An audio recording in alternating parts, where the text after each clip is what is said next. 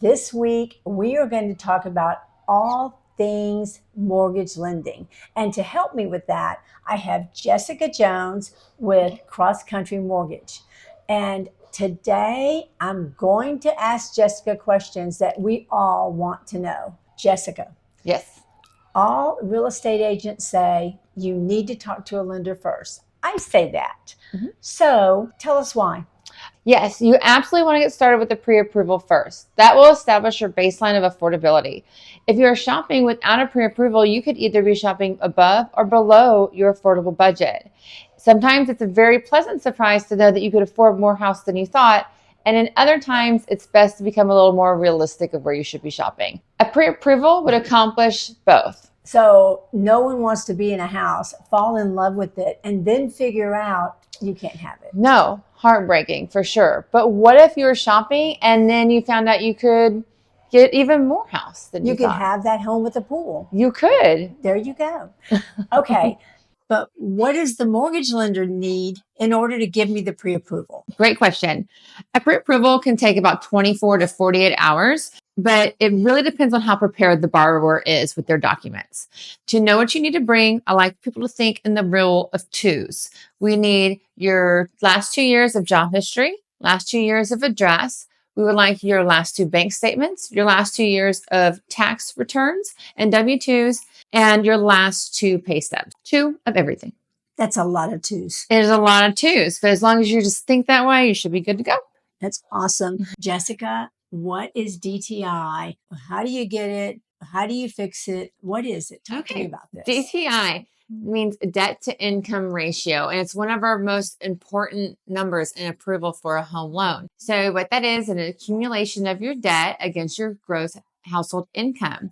We would like a DTI back end ratio to be approximately 43%, depending on the loan product you're shopping for.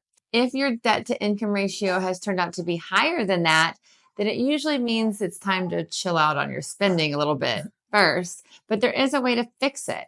So we can go through your debts, and if you have financed items that are reoccurring but have relatively low balances, I would suggest going through and paying those off first. Paying off those lower balances and then moving on to the larger ones will create a snowball effect on your debt to income ratio.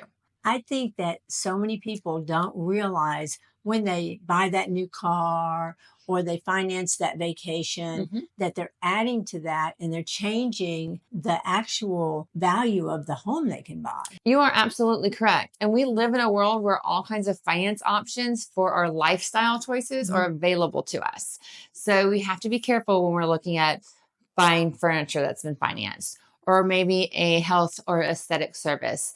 And Care Credit comes to mind when that's financed. All of those things add to your debts and your what we call liabilities in mortgage lending. I want to talk about underwriting because sometimes my clients are a little concerned or frustrated about that process. So talk to me about that.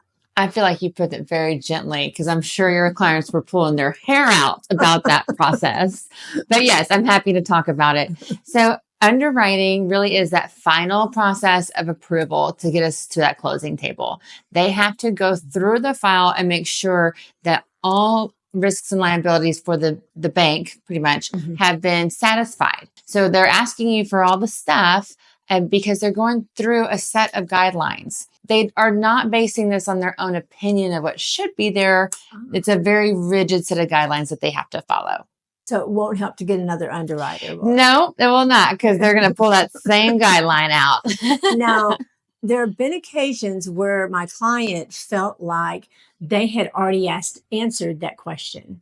How does that happen? Okay, there can be some redundancies. That will happen often if something becomes outdated based on a previous submission, or if there's an additional information required based on a previous submission. So if the guideline tells us we need a bank statement from a certain time frame, and then that bank statement is provided, and within that bank statement, there's another flag that goes up that will spur an additional request and additional guidelines. So it's kind of like you don't know what you don't know until you got it right in front of you. And then that's why we're asking for more. Now, how can a buyer make that process less cumbersome or less stressful? Great question as well. The best thing you can do is respond as promptly as you can. Like I said before, an underwriter is going off specific guidelines. They're not just trying to make your life difficult. So the quicker you can comply to their requests, the easier it is to go through. Now, that being said, no one should be forced to work blindly and just providing information, but time is really the best commodity in that situation. Gotcha. Mm-hmm. All right. But I want to talk about something that is near and dear to my heart because of my job type. Okay. So, what if you don't have a real job? What if you're self-employed or own a company? Great question. For one, you might not have a real job, but you're definitely doing real work. So let's figure out how we can qualify you for a real mortgage. No, this is one of my favorite subjects also because Cross Country Mortgage has a product specific to itself that is designed exactly for that person that doesn't have the W-2. And we can now qualify people based on their 1099 earnings. So before, if you're a 1099 employee, you often wrote off every single thing you could in order to prove to the government that you were quite poor. Yes. Now you can still do that, and we can qualify 90% of your 1099 income. So that's before write-offs before anything else. It's an amazing switch. So loving that product for Cross Country. Awesome. I think we almost talked about all things mortgage lending. Getting close. We're getting close. But I've saved the best for last because I believe that investing in real estate is one of the most lucrative and safest investments you can make. Absolutely right. And I have clients that really want to start investing in real estate, but they are concerned about how to get that mortgage, what type of loan product. So talk to me about how you can have a second home as an investment and it not be a debt to income issue, not to have a huge income. Yeah, that's a fantastic question. Yeah. And we have a great product that's getting a lot of popularity. It's called a DSCR loan, or that's debt service coverage ratio. And what that does is it uses the property's income itself to vet the loan. We do not need to look into the buyer's income at all in this situation. And it also allows an investor to invest in their LLC's name instead of their own. There you go. Okay, so then in that case, our clients would be concerned about the rent income on that. Correct. Would the mortgage lender be concerned about the rent income? They are. Okay. That is very important information for the mortgage lender. And we find that out in a couple different ways. If there's existing tenants, we can use that existing income and cash flow. If there were comps available, we'll use those comps in the area too.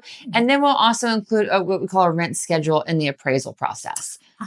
So it's like a second appraisal. Exactly. Gotcha. Well, this has been a crazy week. I've been loving it. Okay. It's been a crazy week of everything mortgage lending. I hope I passed the test after this. If you have any other questions about anything about mortgages or purchasing a home, feel free to reach out to me and I will be happy to put you in touch with Jessica Jones, or you can just reach out to her directly. Thanks so much for watching, and I'll chat with you guys next time.